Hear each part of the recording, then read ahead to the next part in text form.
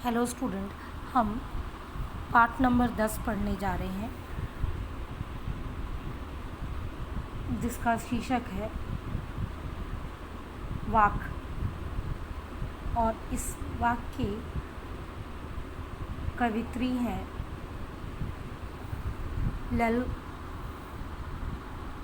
ललद। आइए हम ललद की जीवनी पढ़ते हैं। कश्मीरी भाषा की लोकप्रिय संत कवित्री ललद का जन्म सन 1320 में लगभग कश्मीर स्थित पामपोर के सीमपुरा गांव में हुआ। उनके जीवन के बारे में प्रामाणिक जानकारी नहीं मिलती। ललद को ललेश्वरी, लल्ला, लल योगेश्वरी, लारिफा आदि नामों से जाना जाता है। उनका देहांत सन 1391 के आसपास माना जाता है। ललद की काव्य शैली को वाक कहा जाता है। जिस तरह हिंदी में कबीर के दोहे, मीरा के पद, तुलसी की चौपाई और रसखान की सवैया प्रसिद्ध है, उसी प्रकार ललद के वाक्य प्रसिद्ध हैं। अपने वाक्य के जरिए उन्होंने जाति और धर्म की संकीर्णताओं के ऊपर उठकर भक्ति के ऐसे रास्ते पर चलने पर जोर दिया जिसका जुड़ाव जीवन से हो। उन्होंने धार्मिक आडंबरों का विरोध किया और प्रेम को सबसे बड़ा मूल्य बताया।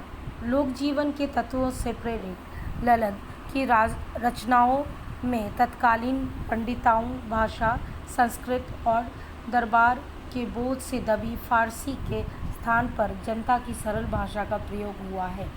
यही कारण है कि ललद की रचनाएं सैकड़ों सालों से कश्मीरी जनता की स्मृतियों और वाणी में आज भी जीवित है। वह आधुनिक कश्मीरी भाषा की प्रमुख स्तंभ मानी जाती हैं। विद्यार्थियों को भक्ति काल की व्यापक जन चेतना और उनके अखिल भारतीय स्वरूप से परिचित कराने का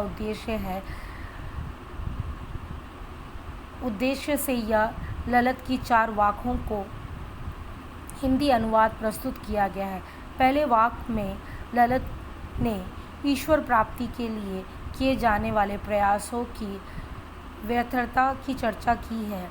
दूसरे में बाहरी आडंबरों का विरोध करते हुए ये कहा है कि अंतःकरण में समभावी होने पर भी मनुष्य की चेतना व्यापक हो जाती है। दूसरे शब्दों में इस मायाजाल में कम से कम लिप्त होना चाहिए। तीसरे वाक्य में कवित्री ने आत्मलोचन की अभिव्यक्ति की है।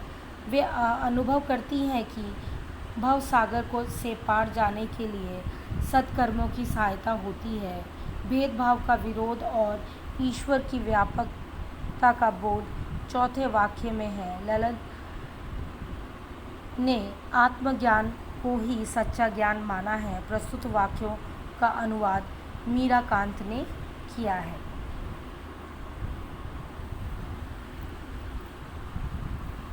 वाक्य का पहला भाग। रस्सी कच्चे धागे की खींच रही मैं नाव, जाने कब सुनी मेरी पुकार, करे देव भव सागर पार। पानी टपके कच्चे सोकरे, व्यर्थ प्रयास हो रहे मेरे, जी में उठता रह रहे हो, घर जाने की चाह है घेरे।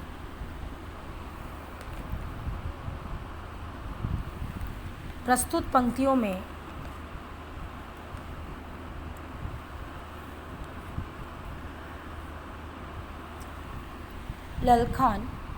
ललद अपने विचारों को जो प्रकट कर रही हैं, उस विचारों को पढ़ने से पहले, समझाने से पहले कुछ कठिन शब्द देख लेते हैं। वाक्य। वाक 4 पंक्तियों में लिखी गई कश्मीरी शैली की एक गाए जाने वाली रचना। कच्चे सकोरे, स्वाभाविक रूप से कमज़ोर, रस्सी कच्चे धागे की कमज़ोर और नाशवान सहारे, सम अंत कारण तथा बाह्य इंद्रियों की निग्रह, संभावी समानता की भावना, सुषुम सेतु, सुषमा नाड़ी रूप पुल, जेब टटोली आत्मलोचन किया, कौड़ी ना पाई कुछ प्राप्त नहीं हुआ, माझी नाविक उतराई, सत्कर्म रूपी मेहनताना, थल थल सर्वोत्र शिव ईश्वर साहिब स्वामी। आइए हम पहले पैराग्राफ का अर्थ देखते हैं। प्रस्तुत पंक्तियों में कवित्री ने नाव की तुलना अपनी ज़िंदगी से करते हुए कहा है कि वह इसे कच्ची डोरी यानी सांसों द्वारा चल रही है। अर्थात मनुष्य का जीवन एक कच्ची डोरी से बंधा हुआ है। वो कच्ची डोरी है हमारी सांसें। वह इस इंतज़ार में अपनी ज़िंदगी काट रही है कि कभी प्रभु उनकी पुकार सुन के उन्हें इस ज़िंदगी से पार करेंगे। उन्होंने अपने शरीर की तुलना मिट्टी के कच्चे ढांचे से करते हुए कहा है कि उसे नित्य पानी टपकता रहता है, यानी प्रत्येक दिन उनकी उम्र कम होती जाती है। उनके प्रभु मिलन के लिए किए जाने सारे प्रयास व्यर्थ होते जा रहे हैं। उनको मिलने की व्याकुलता बढ़ती जा रही है। असफलता प्राप्त होने से भी उनकी गिलानी हो रही है। उन्हें प्रभु की शरण में जाने की चाहत घेरे हुई है।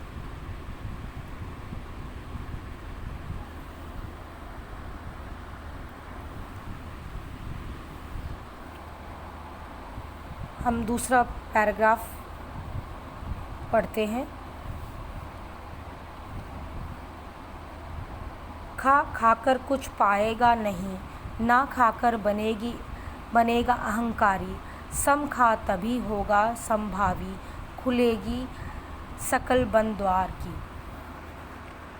इन पंक्तियों में कवित्री कहना चाहती है कि जीवन में संतुलित रहना चाहिए। उसका महत्व को स्पष्ट करते हुए कहती है कि केवल भोग उपभोग में लिप्त नहीं होना चाहिए। केवल भोग और उपभोग की बातें नहीं सोचनी चाहिए। किसी को कुछ हासिल नहीं होगा, वह दिन प्रतिदिन स्वार्थी बनता जाएगा। जिस दिन उसने स्वार्थ को त्याग दिया और त्यागी बन गया, तो वह अहंकारी बन जाएगा, जिस कारण वह विनाश की ओर जा सकता है। अर्थात मनुष्य को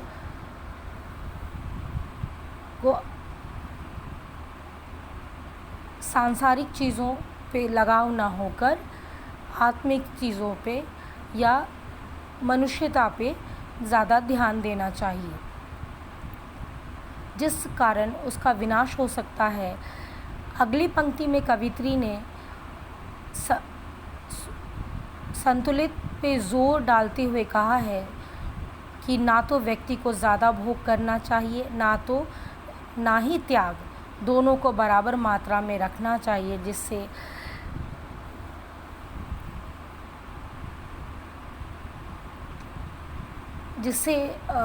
कोई संभाव उत्पन्न ना हो।